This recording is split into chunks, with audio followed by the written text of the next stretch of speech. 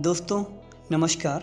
स्वागत है आपका द इंग्लिश लर्नर में। और मैं आज आपके लिए रेगुलर सेंटेंसेस लेके आया हूँ। तो चलिए दोस्तों बिना देरी किए शुरू करते हैं। तो पहला सेंटेंस है, हम हंसे बिना रह नहीं सके। तो दोस्तों यहाँ पर हम किसी चीज़ को कंट्रोल नहीं कर पा रहे हैं, तो इसकी इंग्लिश होगी we could not help laughing. तो दोस्तों जहाँ पर हम किसी एक्शन को कंट्रोल नहीं कर पाते हैं वहाँ पर हम कैन नॉट हेल्प और वर्ब की आईएनजी फॉर्म का यूज़ करते हैं। जैसे यहाँ पर कुड नॉट हेल्प और लाफिंग का यूज हुआ है। हालांकि हम कैन को कुड बना सकते हैं अकॉर्डिंग टू टेंस, जिस हिसाब से हमारा हिंदी सेंटेंस वाक्य में आया होगा उसी तरीके से हम कैन को चेंज कर सकते हैं। इसके बाद नॉट हेल्प और वर्ब की ING form, laughing laugh verb है, उसमें आईएनजी फॉर्म का यूज़ हुआ है।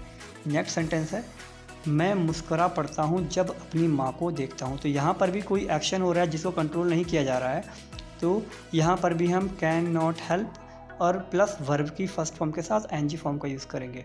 तो इसकी इंग्लिश होगी I can't help smiling when I C my mom.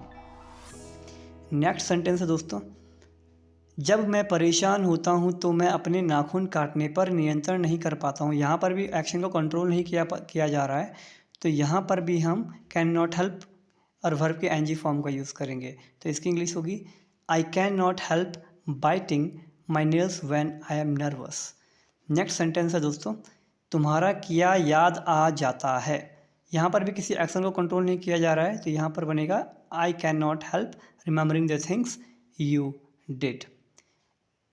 एक दूसरा सेंटेंस है, स्कूल के नज़दीक एक गोल चक्कर है। दोस्तों गोल चक्कर को हम इंग्लिश में राउंड अबाउट बोलते हैं। गोल चक्कर उसे कहते हैं जो ट्रैफिक में होता है, जिसके चारों ओर गाड़ियाँ घूमती है, चारों ओर दो चार रोड और होती हैं, अलग अलग जगह से गाड़ियाँ आती हैं और फिर अपनी डेस्टिनेशन की तरफ जाती हैं। वहाँ पर ट्रैफिक पुलिस भी रहती है।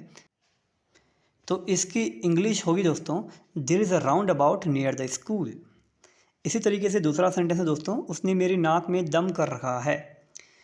तो इसको हम इंग्लिश में कहेंगे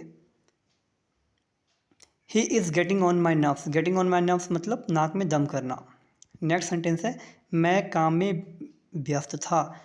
तो इसकी इंग्लिश होगी आई वॉज बिज़ी वर्किंग। दोस्तों जब आप बिज़ी के बाद कोई एक्शन दिखाते हो तो वहाँ पर सिर्फ बिज़ी के बाद वर्ब की आईएनजी फॉर्म का यूज़ होता है, ना कि आप बिज़ी के बाद इन का यूज़ करोगे और तब आईएनजी फॉर्म का यूज़ करोगे। सिर्फ बिज़ी के बाद वर्ब की आईएनजी फॉर्म का यूज़ करेंगे।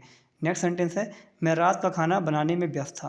तो यहाँ पर भी बिज़ी के बाद कोई एक्शन हो रहा है, तो यहाँ पर भी हम बिज़ी के बाद वर्ब की आईएनजी फॉर्म लगाएंगे। I was busy cooking dinner. Next sentence है, मैं फ़ोन पर बात करने में व्यस्त था। इसकी इंग्लिश होगी I was busy talking on the phone. Next sentence है, मैं घर की सफाई में व्यस्त था। तो इसकी इंग्लिश होगी I was busy cleaning the house. Next sentence है, मैं पढ़ाई में व्यस्त था। तो इसकी इंग्लिश होगी I was busy studying. So I hope दोस्तों आपके समझ में आया होगा। So thank you so much, have a good day.